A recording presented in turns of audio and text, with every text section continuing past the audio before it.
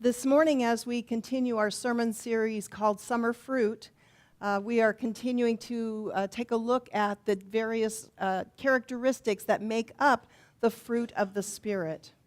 If you missed any of the sermons in this series and would like to take a look at them, they are available on our YouTube channel, which is accessible from our website. And so we invite you to take a look at those as well as we continue in talking about patience.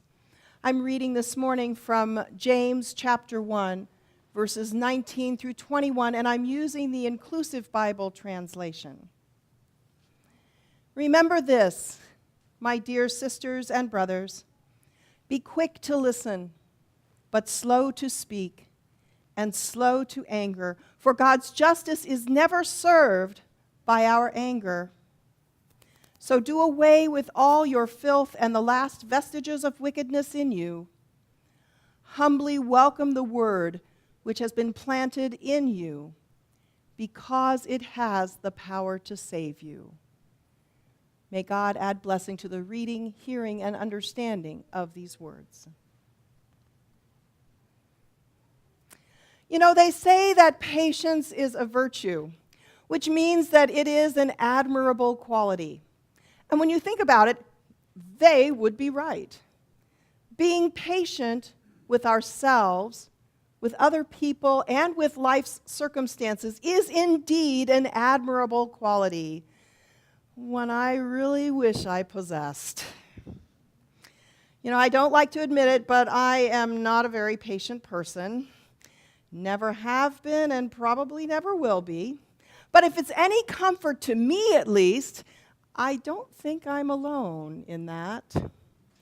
Our world is full of impatient people, from the guy behind me who honked his car horn the instant the traffic light turned green, to the woman at the grocery store who complained at me because I was in her way while I decided what flavor of yogurt to buy, to the person standing in line at the bank who huffed and puffed as we all waited for the one lonely bank teller to help the customers ahead of us, who no doubt had to wait while others ahead of them were being helped as well. Yes, our world is full of impatient people, and somehow I suspect that even a few of them are here in this room. Why is it then that we are so impatient? Could it be that the things that have been designed to make our lives easier have made us more impatient and more stressed out in the process? Think about it. Because of the microwave oven, our meals are ready in 6 minutes or less, right? And because of the internet, looking for people, places, or things takes less than a minute, unless our connection is slow. Instead of going to the library to find information in a book, we just go to the Google, and where thousands of articles are just a mouse click away. With faster broadband and immediate downloads, we expect answers to our questions in a nanosecond. Because of technology, we've become more impatient people, expecting instantaneous responses to our emails, phone calls, or text messages. Instead of patiently waiting while the cashier at the supermarket carefully keys in the cost of our groceries, we watch as they slide those items over the scanner, and if they do that too slowly, we get cranky and impatient.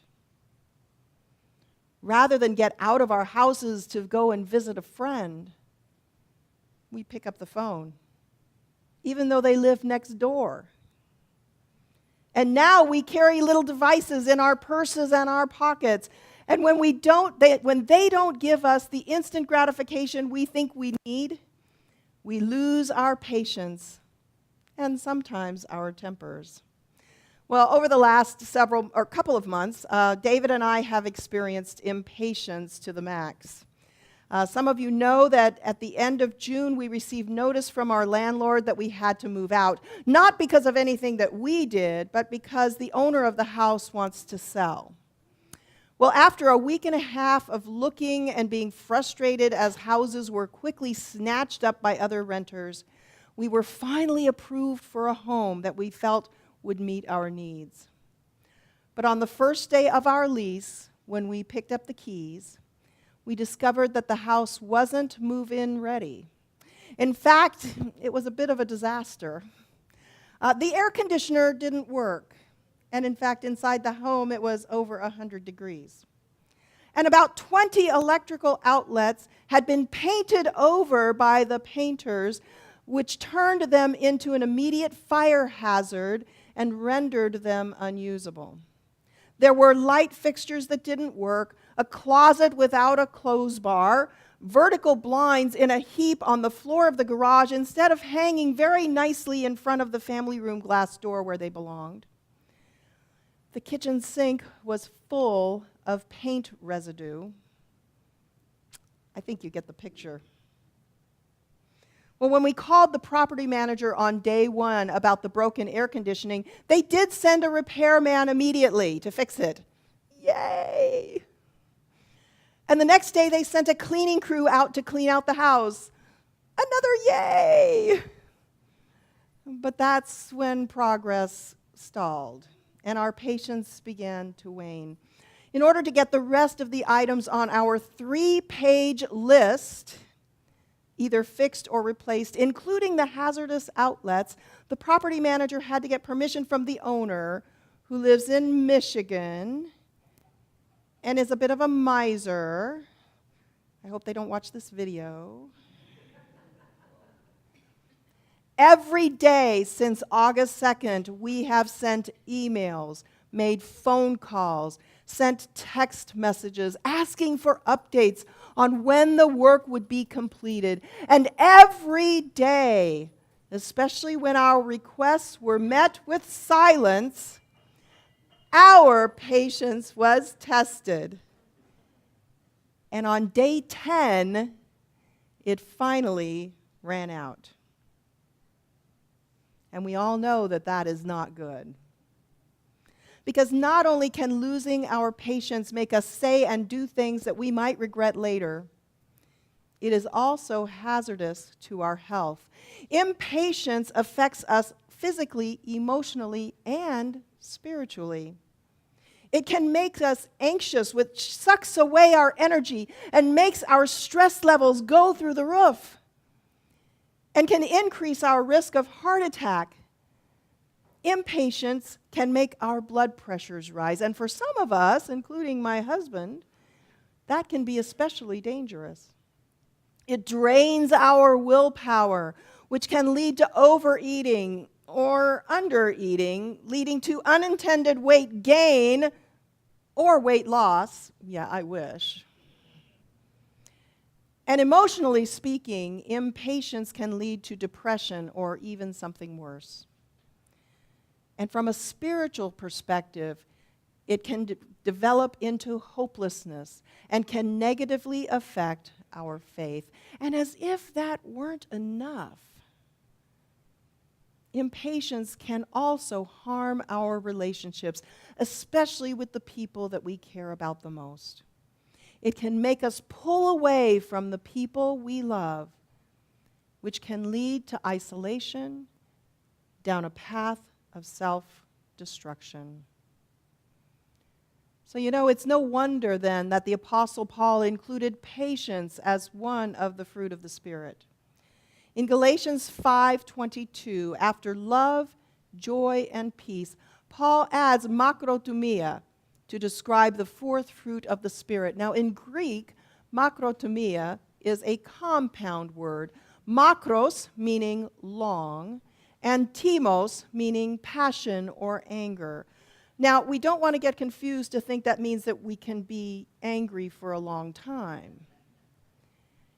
No, it does refer, though, to our ability to wait a sufficient time before expressing anger. In other words, tolerance, restraint, patience.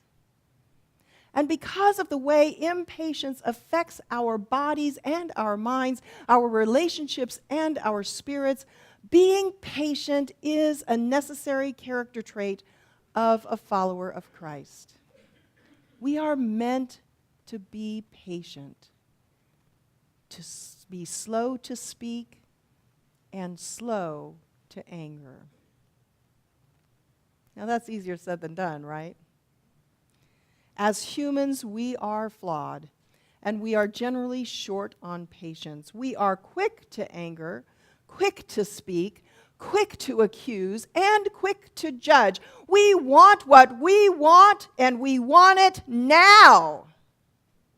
And in some cases, we're willing to walk right over anyone, whoever's in our way, in order to get it. Now, to be fair, that is a broad generalization. It doesn't apply to all of us. I know that. After all, there are a few people who are inherently patient, like a man that I once knew named Virgil. I met him during my pastoral internship when I was asked to visit his wife, Rose, who was extremely ill. And I was warned ahead of time that Rose could be a bit cranky, and their warnings were 100% correct.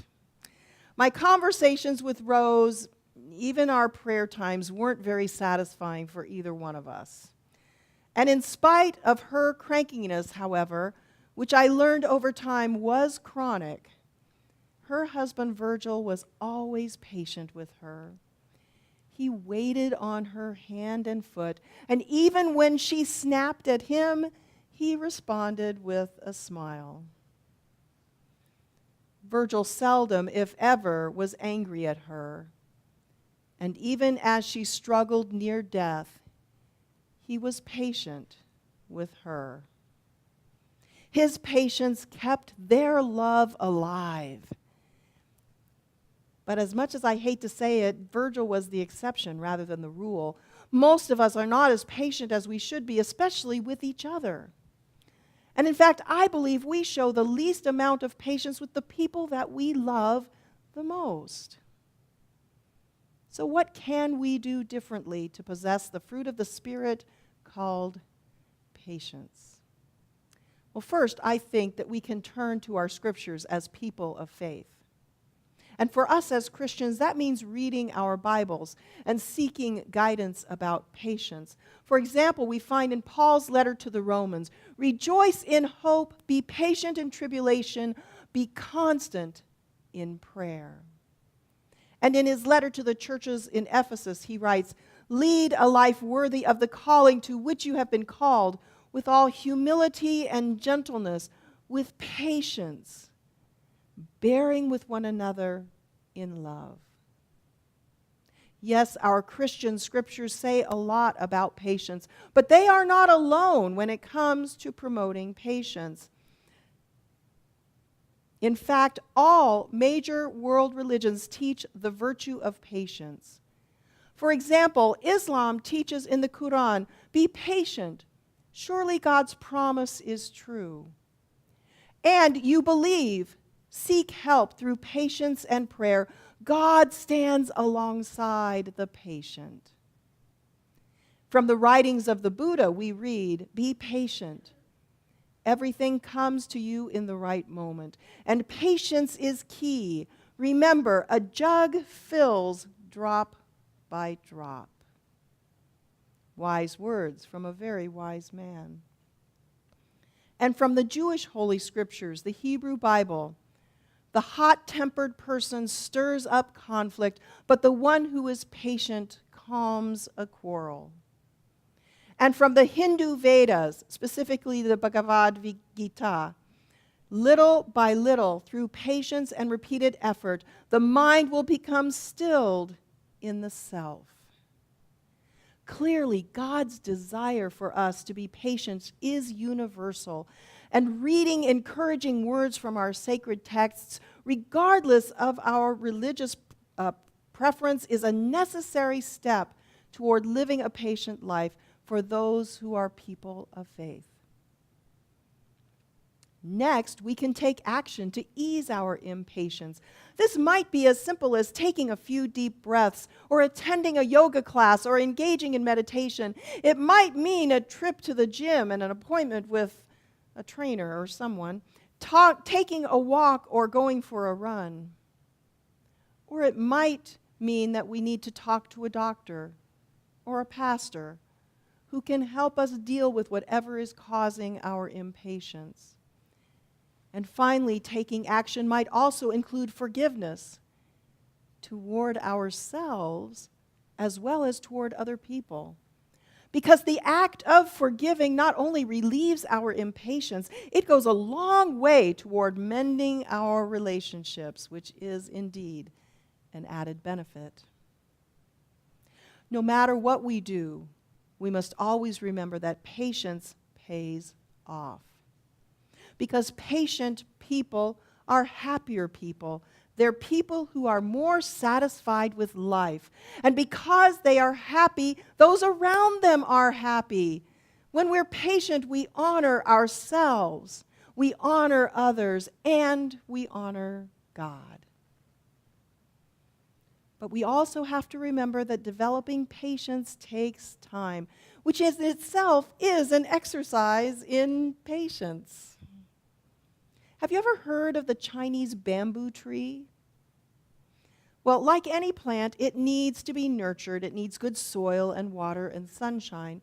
But even with tender, loving care, after its first year, there are no visible signs that it is even growing. Even after its second year, nothing appears to be growing above the soil. And in its third and its fourth years, there is still no sign of life.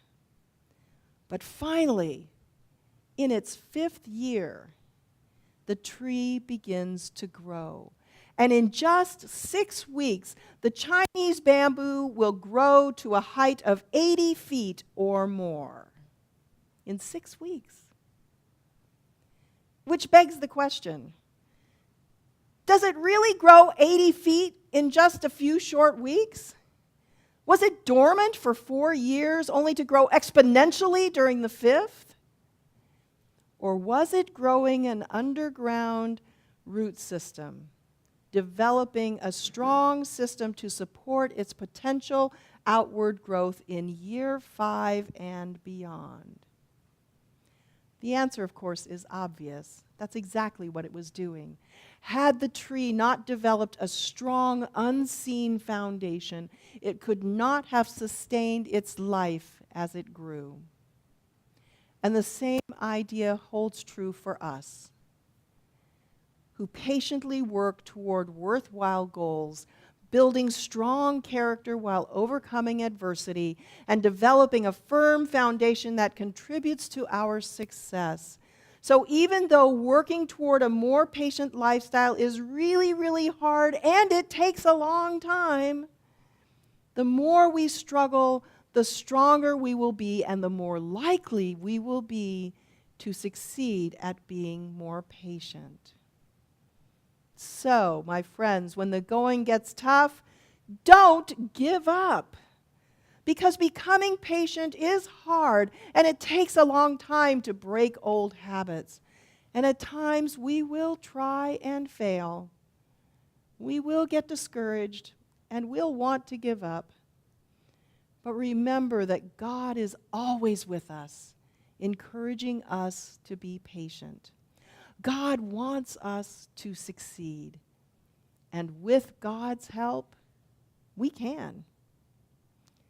As children of God who are meant to be patient with ourselves and with others, just as God is patient with us, we are meant to possess the fruit of the Spirit called patience.